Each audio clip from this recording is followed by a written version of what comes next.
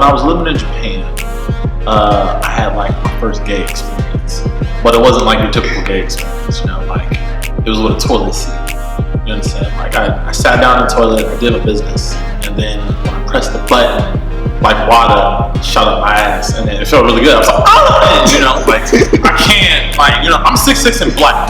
It's written in the codes that I can't make, you know, bitch noises like that, you know. So I'm over there steaming, but as I'm steaming, the water is still shooting out of the toilet, just getting everything in this fancy restaurant, and you know, I feel horrible about it, but it finally stops. And I'm like, all right, well, I need to clean myself up. There's only one way to do it. So I sat back down and I pressed it again because it felt amazing. Number one, butthole's clean. It stimulated. It was amazing. You know, I questioned myself directly after that because it was so good. And then, you know, traveling throughout the world. When I went to Argentina, I was with some soccer players, and we were all getting drunk. And I learned the Spanish word for drunk in Argentina is mamado. And I was like, all right, that's really cool. Thing is, Spanish is not the same in Argentina as it is Peru, as it is Colombia or Mexico. And I found this out when I came back to the States, and I was hanging out with my friend's mom, and she was asking me like, oh, so what'd you do when you went in Argentina? I don't plan on sleeping with her daughter, so you know, I don't have to give the politically correct statement of, oh, well, you understand I was down there to learn about the culture, the people. And I got straight to the point. Muy mamado. Muy grande. Mamado. Mi amigos. Mamado. And so I'm thinking, yeah, I was big drunk. Yeah, me and my friends, we were mad drunk. But what mamado means in Peruvian is sucking dick. So to her, she's like, he was sucking big dicks, his friend's dick, everyone's dick, everyone in Argentina. And you know, that just wasn't the case. And it was just really hard to move past that with her, because every time she saw me, she'd be like, mama. You know, it was just hard to move forward. Because like, when I started dating like Hispanic Latino women, you know, keeping my theme around the world, I didn't know any Spanish. And unfortunately for me, I relied on a friend, or you know, not really a friend, I thought he was a friend, for some Spanish. And so when I asked him, he said, well, the word beautiful in Spanish is punta. As long as you call women punta, you will be successful. And so the first Mexican girl I tried to flirt with, I was like, you are the most punta girl I've ever seen. The amount of punta in your face, the punta in your walk, it is truly mesmerizing. You punta woman. I stayed a virgin until my sophomore year in college for that one. And so, you know, growing up, trying to figure that out, I then started dating Mexican women. And one thing I learned is it's not a real Latino Hispanic party until you go into the room where everyone's putting their coats on a bed and there's a baby next to it. It doesn't matter like what, I'm pretty sure the baby's nationality does not matter, but the baby has to be on the bed next to the coats. Don't touch the baby, it's fast asleep, all right? It's gonna be okay. I don't know why that baby's there, I don't know whose baby it is, but I'm gonna go drink some more Corona, but I prefer Modelo now, you know.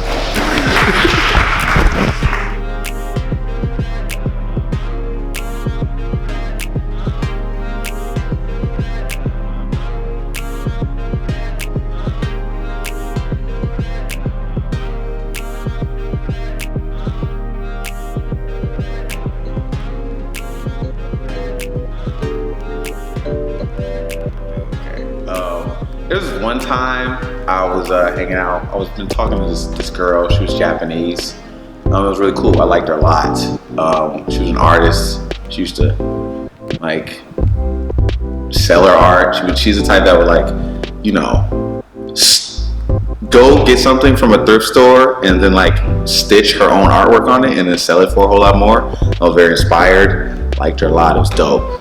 I was kicking at her place one time, and she, you know, we were drinking. It was just a very relaxed time, and then she got a text message on her thing, and like the vibe changed, you know, and she kind of like her, you know, her energy just changed, and I was just like, you know, what's going on, really?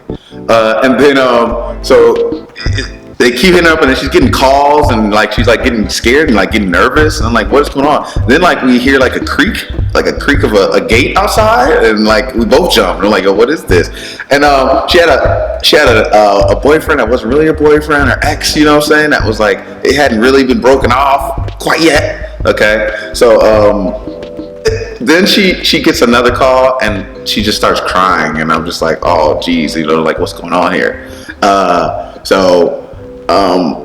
She gets on the phone call, and I hear her talking, and she's like, what, you're here? Why are you here right now? You know what I'm saying? And so I'm in here, I'm inside the house, and she's like, I don't want to come outside and talk. Okay, and so I'm like, this is not, you know, we're not fucking tonight. First of all, that's out of the question. She's crying, it's over with that. So I go to she goes outside, I hear her at the door, and I'm like right behind the door, and I hear him talking now, okay? And so I just get my ear close to the door, and you know, she's like, look, this is not, you never even want to claim me or anything like that. And he's like, is that nigga inside right now? Okay, I hear him. He's like, that nigga in there, be in there, he a fucking lame, I swear to God. Okay, and I'm just like, oh, like I'm not a bitch, you know, first of all.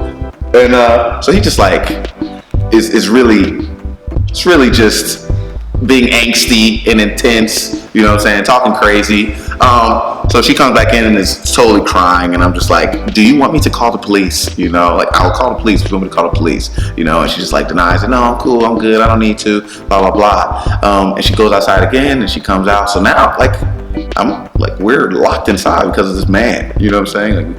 Like, all of us in here feel like we can't leave because this dude is outside. What kind of man am I? If I'm gonna crawl out the window, what do I look like? Okay, so I go outside. You know, eventually I go outside, and he's standing like near like a car, you know, and he's like pacing back and forth, you know, and I like go walk up to him. He's like dude's Doug's height, you know what I'm saying? And he's like pacing back and forth. He's got a do-rag on, and he's just like, you was up in there, bro? Okay, he's like pulling up his pants, and I was like, yeah, I'm hanging out, you know, I was just hanging out, and he just like, you in there with my girl? And I was like, she said you're not her, you said you guys weren't in a relationship, you know? And he keeps pulling his pants up over and over again. That's like the universal sign. You know, that's the universal sign of it's about to, you know, there's no more talking. And so I like, hey man, can you not keep stepping closer to me? Because he keeps like stepping closer to me and asking me questions. I'm like, hey man, could you just back up, you know? And he like pulls his pants up again and tells me not to tell him what to do, and then tells me not to have my hand up. And so I just swing, okay? I'm not trying to act tough. I'm not trying to act like I'm Mr. Boxer Man, but I connected, okay? I hit chin and I hit shoulder, okay? And he like stumbled back a little bit, okay? And he was like, this nigga just punched, and he like goes to tie his shoes up now. And I was like, you pulled your pants up and now you're tying your shoes. Those are two signs now. And so he was like, man, I ain't finna do nothing to you, man. Okay, let's take a walk over here. And like tries to guide me, and I'm like, no, let's go this way. Like, nigga, there's obviously 6 guys over there with chains waiting to beat me to death. So I was like, no, let's go this way. So we walk over this way, and then he proceeds to just like confide in me about his relationship. You know, like, I just don't know, man, with this girl. You know, I just don't know. And I'm just like, well, what's going on? You know what I'm saying? And he's like, man, she changes her mind all the time, man. I just don't get it. And like, I just became a counselor to this bitch. I was just like, oh, well, you know, she's Japanese. She's like 21, man. You can't be yelling at her, you know, first of all. And then he takes my advice somehow, and we walk back together, like my arm over her shoulder, you know. It was such a weird change of events, and she's standing outside crying, and like we just walking back, and you know, he smashed that night. I didn't get, so I don't know if I won. He's the one that got the buns, but I survived, you know, and that's really what's important. Men kill over their women, you know.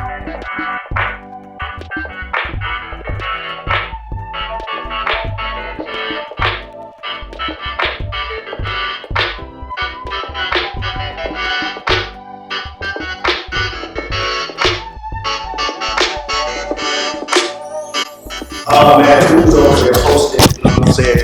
At the marathon, you feel me, man? And I was on my phone, and I'm by myself. You see me? I'm like dressed chinchilla. You feel me? Doing my fly ass attire.